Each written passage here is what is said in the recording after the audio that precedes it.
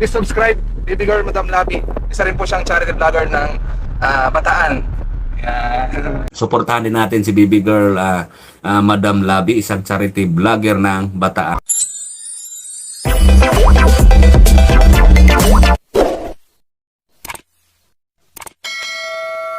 Isang mapagpalang araw po sa ating lahat mga kalabi, at nandito po tayo ngayon sa Barangay Gasile, at meron po tayo ditong dadalawing bata na wala daw pong butas yung kanyang ari. So may nadapang bata. So bali mga kalabi, puntahan po natin siya at alamin po natin kung ano po ang totoong nangyari. Huwag kayong malikot Saan bahay ni ate po? Hello po. Saan bahay ni ate Grace po? Ay, diretso lang. Ay, sa Eskinita pa po. Saan ba ito? Dito?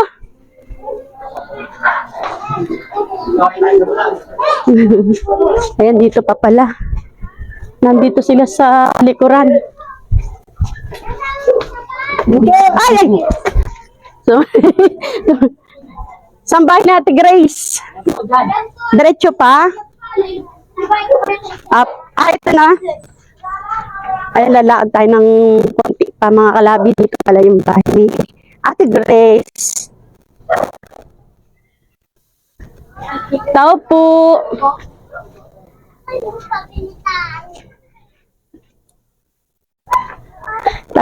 Ate Grace, saan ka na? Ay, ito. Hello po. Hi, Ate Grace. Kumusta po? Saan bahay nyo? Dito. Pwede bang tumuloy po? Sige. Ay, mga kalabi, nandito na tayo sa bahay nila, Ate Grace. Ayan. Ay, si Mr. po. Ay, wala po yun. Trabaho po. Wala siya. Okay lang tayo. Madilim ba? O, nakasunglass kasi ako. Ayan. Okay lang dito, at least, di ba? Oh. Kumusta na? Asan po yung anak niyo? Ito po pala. Tara, yun tayo sa loob. May pagtambang po. Hindi, sige, okay lang po. Okay lang po. Okay lang ako dito. Ganyan talaga. Ilang taon na po yan? 4 po. 4 na. 4 taon. Na taon? Bali, ilan po yung... lagyan kita ng mic. Bali, ilan po yan? Anak niyo. Ay, Balihanin po yan. anin yan? Pang ilan po siya? Pang bunso po. Bunso. Tapos, ano po pangalan niyo? Ate Grace po. Grace. Grace Helen Grace Cesa po. Bali, ilang taon ka na rin po, Ate Grace? 39 na po. 39. Tapos ito, pang-anim po nyo. Ano po nangyari sa kanya? Ano po, wala pong butas yung ari niya nung pinanganak po. Nung pinanganak niyo po. Talagang born yun niya na walang butas. Opo. Naano po siya sa sa provincial na operahan. Kaso po, nagano po yung doktor na nag-text. Nakalib daw po siya. Kaso, hinihintay po namin yung text para po ma-operahan na po siya. Naano po na mga po January o kaya February. Baka po operahan. Ay, ito ngayon po. Opo. Itong January po, operahan siya. Mga January, February po. Hinihintay lang po yung text ng doktor. Bali pala naka-schedule na rin po yung niya. Opo. Opo. Ay, okay naman pala, no?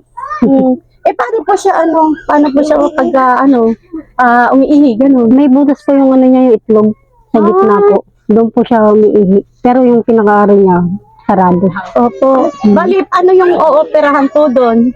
Ano daw po? Para magkaroon ng daluyan ng ihi, gano'n po. Dalawang operasyon daw po yung gagawin sa kanya eh. Tatanggalin daw po yung balat sa may-ari. Yung balat nun, yun daw po yung sa may butas. Tapos idediretso daw po yung ari. Bago daw po bubutasan yung pangalawa. Opo. Bali, yun po yung gagawin sa kanya, no? Opo. Kumusta naman po yung niya? Buti, ala siyang dinadaing na May po siya. Pagka matindi po yung ubong sipon, hinihika po siya. Mahika din siya. Opo. Nanoon nga po siya ng doktor na vitamins tsaka gatas. Mahal po yung gatas na inaano. Ibig sabihin po, inanuhan siya, kumbaga inanuhan kayo ni Doc na i-vitamin siya. At saka, So, yung gatas na mamahalin po tapos budget. Ayun mga kalabi, meron palang inano sa kanila yung doktor na gamot, vitamins po ng bata at saka gatas. Kaya lang hindi rin po nabili ni nabibili ni Ate Grace dahil din po sa sa hirap din sa buhay, no? Kapos po. Ano po bang hanap buhay niyo?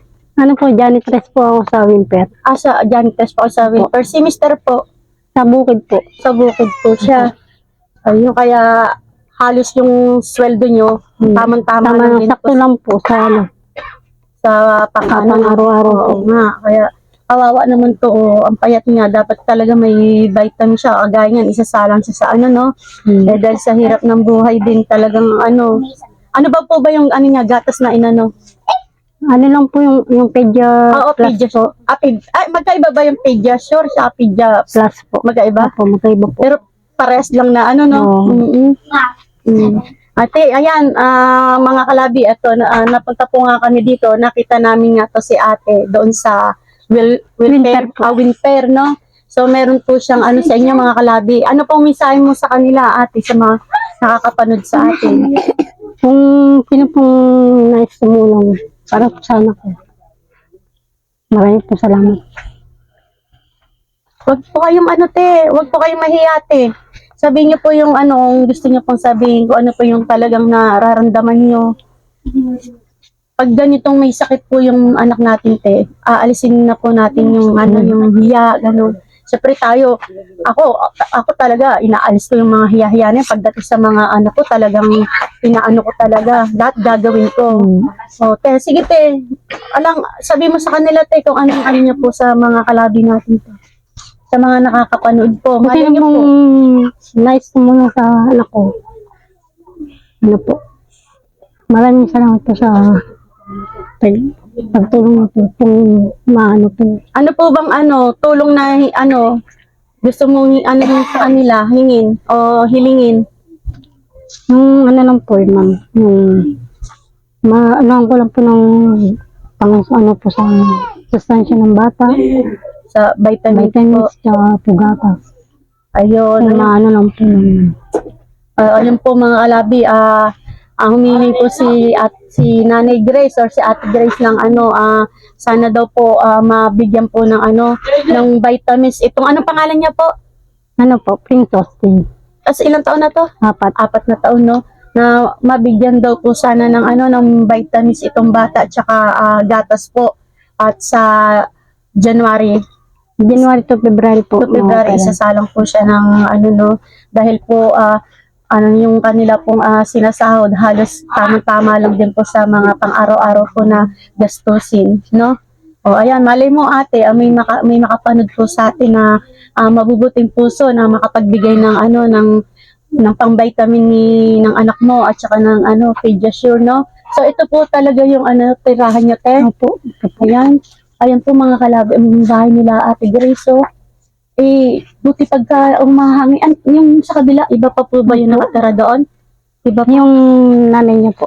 Yung biyanan ko po. Opo, ibig sabihin, isang buong bahay to. Opo, hinati-hati lang. Oo. Mainit din, madam, no? Oo, mainit. Wala yata kayong ilaw, Ate Grace. Wala po. Nakikiyano lang po. Sa bagay, isang bahay lang din Opo. naman to. Ay, ito pala, may ilaw kayo. Ito po. Tapos, tapos sakot, tsaka lang din yung na paano pagka maulan. Sako lang po. Lang po. Pag umanggi, tabi-tabi ng yun nga po. Yung mga kortina po. Kung ano. Hindi ko nababasa. Hindi naman po. Kahit pa paano, no? Oo, ayan, Ate Grace, ito, sorry, boy. Boy, pagpasensya mo na ito muna, boy, ha? Ang sa ni Madam Labi. Boy, baka sa vitamins, pwede na siyang, magkasya siguro to. Bilan na lang ng no? At mali mo, may makapanood pa sa atin, mabigyan ka pa ng ng vitamins mo, tsaka gatas na. Ayan mga kalabi, hanggang dito na lang po at magpapaalam na po kami. Sana po matulungan natin sino po? Prince Austin po. Yung pinaka Prince niya? Austin Baluyot. Si Princess? Austin. Si Princess Austin po. Sana po matulungan natin siya mga kalabi. Ayan mga kalabi, maraming salamat po sa patuloy na sumusubaybay kay Baby Girl, Madam Labi.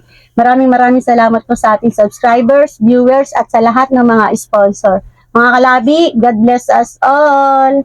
Mag-pray ka na, boy. May makapagbigay sa'yo ng ng gatas mo at saka vitamins.